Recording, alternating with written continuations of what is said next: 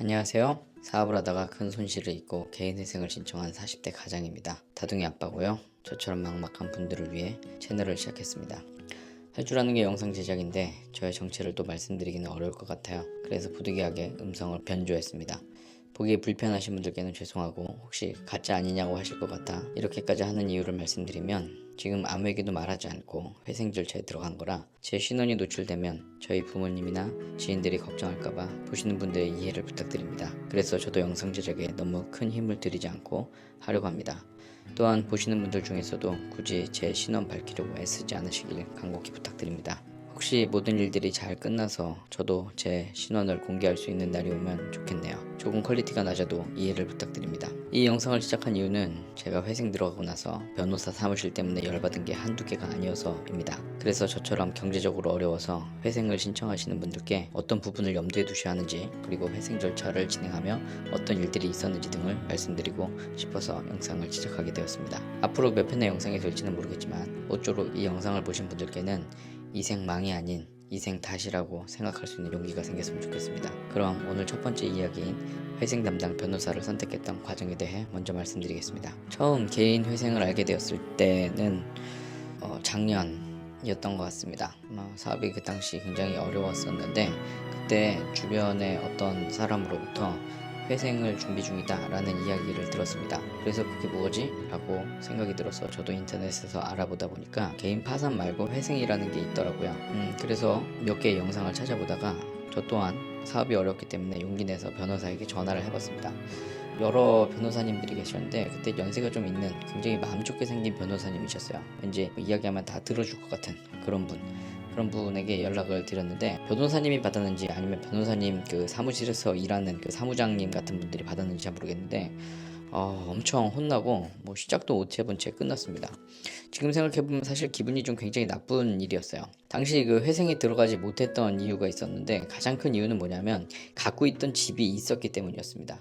여러분들 혹시 회생을 찾아보시는 분들 중에 집이 있으면 회생에 못 들어가나요? 또는 집이 있어도 회생에 들어가나요? 뭐 이렇게 해서 어그로를 끄는 그런 영상들이 많이 있는데요. 결론적으로 제가 이렇게 쭉 설명을 들어보니까 뭐 저의 상황에서는 그게 집이 있으면 생각보다 녹록지 않더라고요. 왜냐하면 일단 집이 있으면 빚을 먼저 갚는 게 먼저라는 거죠. 네, 은행사 입장에서는 빚이 있으면 이건 먼저 갚아야 된다라고 그렇게 이야기를 하고 있기 때문에 그렇습니다. 뭐 재산이 있는데 빚을 안 갚는다, 이거는 윤리적으로 말이 안 되는 일이기 때문에 그러겠죠. 그래서 이제 이런 변호사 쪽에서 그런 영상이나 이런 데 보면은 뭐 방법들이 일단은 새로 주택담보대출을 제2금융권이나 제3금융권 같은 뭐 새마을금고나 뭐 또 지역농협 같은 데 가서 얘기하고 그 다음에 이제 돈 갚을 테니까 일단은 이쪽으로 옮겨놨다가 그 다음에 그런 식으로 이제 갚아나가는 약간 꼼수 아닌 꼼수를 써서라도 이제 집을 지키는 방법, 이렇게 이야기를 합니다. 사실 회생에 들어간다고 해서 살 집이 없어진다는 건 좀 말이 안 되는 것 같아요, 개인적으로는. 그래서 일단 기본적으로 어느 정도까지는 좀 지켜주고 있는 것 같긴 한데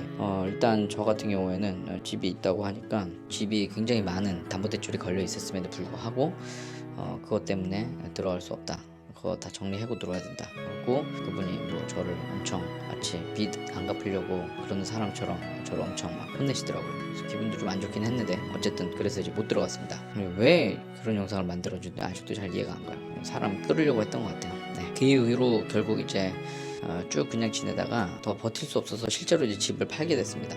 그리고 이제 빚도 어느 정도 청산을 하게 됐죠. 이제 빚도 청산되고 그래서 어느 정도 좀 잘 될 줄 알았는데 여전히 남아있던 그 빚들이 있었는데 이게 이 빚이 이제 계속 빚을 이제 만들어내더라고요. 물론 뭐 저희의 소비가 문제냐라고 이야기를 하겠지만 사실 저희가 그렇게 뭐 허투루 쓰는 돈이 막 많은 집은 아니거든요. 뭐 제가 외제차를 사는 것도 아니고 제가 뭐 1년에 옷을 뭐 많이 사는 편도 아니고 다만 이제 아이들도 좀 있고 그러다 보니까 이제 아이들 기르는 비용이나 여러 가지 뭐 사무실 임대 비용이나 이런 고정 비용들이 좀 많이 들어가다 보니까 이제 그렇게 됐습니다. 그래서 이런 빚들이 이제 계속 늘어나게 돼 다시 조금씩 어려워지기 시작을 했어요. 또 다른 이제 빚을 또 불러오게 되고 막 이렇게 됐던 거죠.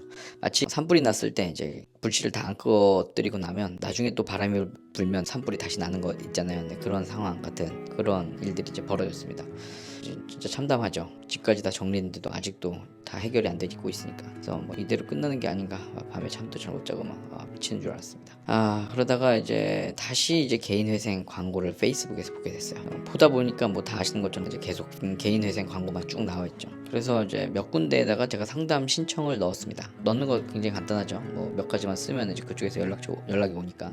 이후 이제 세 군데에서 연락이 왔고, 첫 번째 변호사는 문자만 보냈어요. 네, 문자만 보내서 이제 간략하게 이제 필요 서류랑 명함을 이렇게 전달을 해주시더라고요.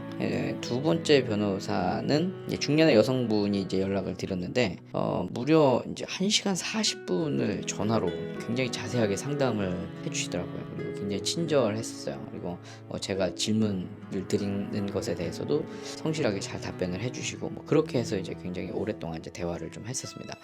그리고 비용도 인터넷에서 본 다른 사무실의 비용보다 더 적고, 그리고 변호사 수임료도 이제 한 번에 내지 않고 이제 할부가 가능하다. 뭐 이렇게 이제 이야기를 해주시더라고요. 보통 이제 변호사 수임료를 이제 300만 원 정도 잡는데, 이제 여기는 이제 그거보다 조금 더 적게 이제 해줬습니다. 이 정도면 좀 어느 정도 이해하겠다라고 생각이 됐었는데, 이제 그 다음 날 이제 다른 변호사가 또 이제 연락이 왔어요. 근데 이 변호사는 막 다른 사무실을 막 엄청 욕하듯이 이야기하더라고요. 뭐 사기당할 수 있다. 뭐 괜히 넣었다가 또 안 된다는 얘기 들을 수 있다. 막 이러면서 엄청 겁도 주고 막 이러더라고요. 그러면서 이제 우리 쪽을 선택해야지 된다. 막 이렇게 얘기해요. 강남 쪽에 있는 어떤 그 법무법인 같은 데인데, 뭐 홈페이지 제가 들어가 봤더니 뭐 괜찮아요. 보니까 뭐. 근데 이제 저한테 전화한 사람 그 명함을 이제 받았으니까 봤더니 그놈이 더 사기꾼 같더라고요. 네, 그래서 목소리만으로는 좀 그런 것 같고, 전 개인적으로 남 비방하는 사람 별로 안 좋아합니다. 이제 막 고민을 하다가 그러다가 이제 가장 친절하게 긴 설명을 해준 그 변호사 사무실을 이제 선택하고, 심지어 그 변호사님 얼굴도 되게 착하게 생겼어요. 저한테만 좀 많이 보이는지 다른 분들한테도 많이 보이는지 모르겠는데, 어쨌든 영상에서 이제 굉장히 착하게 생기고 목소리도 굉장히 좀 착하고 순둥순둥하게 생겨가지고 그 사람이면 좀 좋겠다라고 생각을 해서 1차 수임료를 먼저 지불을 하면 계약서를 보내주고, 그리고 그 계약서를 사인을 하면 이제 수임 결정이 이제 된 거죠. 그렇게 해서 필요 서류도 안내받고 시작을 하게 되었습니다. 그런데 진행을 하다 보니 이 영업을 한 여자분이 있다고 그랬잖아요. 아까 1시간 40분 정도. 저는 이분이 저랑 같이 이제 작업을 하는 줄 알았더니, 이분은 제가 보니까 그냥 영업만 하는 사람인 것 같아요. 이분은 뭐 전혀 꽃배기도 안 붙이고 그냥 누구누구 팀들이 와서 이제 같이 할 것이다 라고 얘기하더라고요. 저한테는 막 엄청 거대한 팀이 들어와서 막 마치 저를 위해서 모든 것들을 다 쏟아붓는 줄 알았어요. 그래서 변호사님과 그 다음에 서류를 준비해 주는 분, 그 다음에 그 이후에 또 다른 분, 뭐 이런 식으로 해서 4명이 이제 같은 한 팀이 되어서 저를 엄청 서포트 해가면서 제가 이 회생 절차를 다 마무리할 수 있도록 그렇게 해주는 것처럼 막 이야기를 하더라고요. 변호사님도 되게 좋은 분이다 막 이런 식으로. 그래서 그분이 이제 능력도 있는 분이고, 웬간에서는 이제 이 일을 맡기는 분들의 상황을 다 잘 알아서 잘 처리를 해준다 막 이렇게 얘기해요. 그래서 와, 엄청 F인가 보다 라고 생각하고, 뭐 되게 회생까지 들어갈 정도면 마음이 막 지쳐있는 상황이잖아요. 이런 상황에서 회생에 들어갔는데 사람들이 좀 기대하는 바가 있잖아요. 나도 좀 위로받고 싶다, 아니면 좀 이 일을 좀 잘 처리하고 싶다. 그리고 일단 그 영업하신 분이 엄청 따뜻하게 막 이야기를 했으니까, 좋은 이모처럼 막 그렇게 이야기를 했으니까. 근데 실제 회생 절차에 들어가니까요, 완전 뭐 T들입니다. T. 극티들만 팀을 이뤄서 완전 냉랭하게 그지없게 일을 진행을 했어요. 여사님은 막 저한테 언제든지 모르는 거 있으면 편하게 물어봐도 된다. 단톡방이 이제 개설이 됐으니까 뭐 몇 가지 물어보면, 뭐 실제 업무 진행하는 사람들은 엄청 귀찮아요. 질문을 뭐 그런 거를 묻냐는 둥 막 약간 이런 느낌으로 되게 단답형으로 툭툭 사람이 이제 그렇게 대답을 주고 받으면 관계가 형성이 되지 않으니까 뭐 편하게 물어볼 수도 없어요. 모르면 괜히 혼날 것 같고, 네, 막 이런 상황이 됐습니다. 그리고 사실 법률적인 용어 잘 모르잖아요.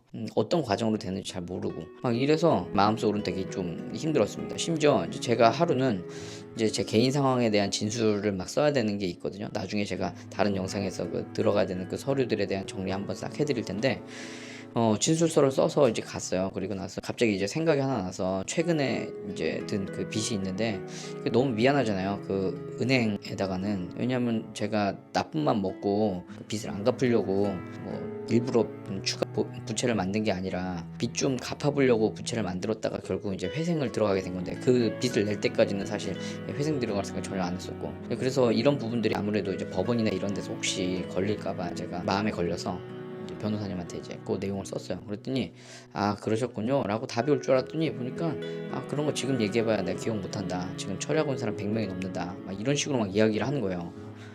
그래서 그때 정이 확 떨어졌습니다. 정이 확 떨어지고 아, 이 양반들이 일만 하는 사람이구나. 그러니까 내 처지는 관심이 없는 거구나 라는 것을 알았습니다. 내 개인 사정 관심이 없고 뭐 위로고 뭐고 필요 없어요. 그냥 마치 병원 갔는데 의사가 내가 아픈 거에 관심 없는 약간 그런 사람. 아, 그런 사람 많은 것 같아요. 그냥 와서 이거 먹어요? 저거 먹어요? 약 이거 먹으면 돼요? 저거 먹으면 돼요? 궁금한 거 물어볼 수 있잖아요, 의사한테. 근데 의사가 그런 거 대답 전혀 안 해주고 그냥 시킨 대로만 하세요. 그냥 이렇게 대답하는 약간 그런 사람. 너무 좀 짜증나고 여기서부터 이제 마음 상하고 이제 꼭지가 좀 돌아가서 저도 좀 대화를 좀 단답형으로 하는데 제 스타일은 그런 스타일 아닌데 아무튼 그렇습니다. 자, 아무튼 오늘 에피소드의 결론. 아직 회생 절차를 담당할 변호사를 선임하지 않으셨다면 영업사원들의 사탕 발림에 절대 속지 말고 진짜 이 사람들이 좋은 사람인지를 생각해보면 좋을 것 같아요. 그리고 오늘 영상 보신 분들 같은 경우에 만약에 변호사 선임할 때 그 영업사원이 막 이런저런 말로 막 꼬시잖아요. 영상에서 봤다 그러세요. 말만 이렇게 하고 실제로 들어갈 때는 변호사님 되게 귀찮아하고 막 사람 많다 그러고 막 그런다는데 혹시 뭐 그런 식으로 너무 냉랭하게 할 거 아니지, 뭐 이런 것도 한번 물어봐 주세요. 뭐 개인 스타일에 따라서는 뭐 나는 일만 잘하면 돼 이렇게 말할 수도 있겠죠. 네. 일만 잘하는지는 일단 뭐 봐야 되겠지만, 아무튼 제가 선임한 변호사도 뭐 페이스북 광고에서는 아까 말씀드린 것처럼 엄청 착하고 뭐 고객들이 어려움을 막 같이 자기가 헤아려가면서 일 처리해 줄 것처럼 막 이렇게 말했는데 이놈이 사실 그런 놈은 아니더라고요. 제가 사실 법을 잘 몰라서 괜히 변호사 잘못 갔다가 저도 명예훼손이니 뭐 영업방해니 막 이런 걸로 잡혀갈까봐 함부로 공개는 못하겠는데, 일단 이 모든 작업 다 끝나면 한번 그래도 용기 내서 실명 거론해볼까 좀 생각 중입니다. 일단 일 잘하면 좀 봐주고요. 네. 생각보다 기간도 엄청 걸려요. 네. 영업여사님은 마치 길어도 한 2주 정도면 다 끝날 줄 알았거든요. 그런데 생각보다 되게 길어요. 제가 서류를 준비하는 서류 진짜 빨리 준비해줬거든요. 근데도 장난 아니에요. 그래서 얼마 걸리냐 물어봤더니 나 말고도 거의 아까 이야기한 것처럼 100명 정도 막 더 있다고, 100명 가까이 있다고 막 이런 식으로 막 얘기하는 거예요. 그러니까 이 사람은 대본에 그냥 커트해버려갖고 더 이상 기간은 못 물어보겠더라고요. 이렇게 그냥 주절주절 제가 신세 한탄하다 지나봤습니다. 네. 다음 이야기에서는요, 제가 개인 회생 서류 준비하는 방법들 알려드리려고 해요. 서류들이 진짜 많거든요. 서류들이 진짜 많은데 그 서류들을 어떻게 좀 준비하면 좋은지, 그리고 좀 빠르게 준비할 수 있는 방법들, 이런 것들 좀 정리해드리려고 합니다. 여러분들께도 좀 도움이 되셨으면 좋겠고, 혹시 이 영상을 보시는 분 중에 저와 같은 그런 상황이 있다면 잘 헤쳐나가실 수 있었으면 좋겠습니다. 그놈들은 T지만 저는 F의 감성으로 같이 해나가고 싶습니다. 그리고 힘든 시간은 같이 잘 견뎌나가다 보면 언젠가 또 좋은 날도 있겠죠. 좋아요와 구독 눌러주시고, 그리고 제가 이 모든 회생 절차 잘 마무리하는지 한번 지켜봐 주세요. 저 아직 결론이 잘 안 났거든요. 네, 잘 지켜봐 주시면 감사하겠습니다.